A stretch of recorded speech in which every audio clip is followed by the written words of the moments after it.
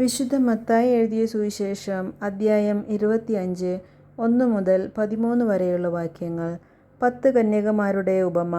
സ്വർഗരാജ്യം വിളക്കുമെടുത്ത് മണവാളനെ എതിരേൽക്കാൻ പുറപ്പെട്ട 10 കന്യകമാർക്ക് സദൃശം. അവരിൽ 5 പേർ വിവേകശൂന്യരും 5 പേർ വിവേകവതികളുമായിരുന്നു. വിവേകശൂന്യകൾ വിളക്കെടുത്തപ്പോൾ എണ്ണ കരുതിയില്ല. വിവേകവതികളാകട്ടെ വിളക്കുകളോടൊപ്പം പാത്രങ്ങളിൽ എണ്ണയും എടുത്തിരുന്നു. മണവാളൻ വരാൻ വൈകി. ഉറക്കം വരികയാൽ കന്യകമാർ കിടന്നുറങ്ങി.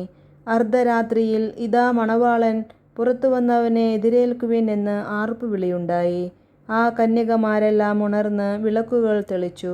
വിവേകശൂന്യകൾ വിവേകവതികളോട് പറഞ്ഞു, ഞങ്ങളുടെ വിളക്കുകൾ അണഞ്ഞു പോകുന്നതിനാൽ നിങ്ങളുടെ എണ്ണയിൽ കുറെ ഞങ്ങൾക്കു തരുക.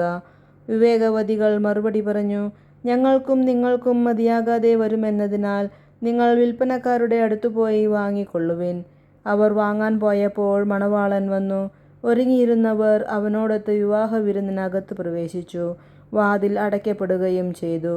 പിന്നീട് മറ്റു കന്യകമാർ വന്ന്, കർത്താവേ, കർത്താവേ, ഞങ്ങൾക്ക് തുറന്നു തരണമേ എന്ന് അപേക്ഷിച്ചു.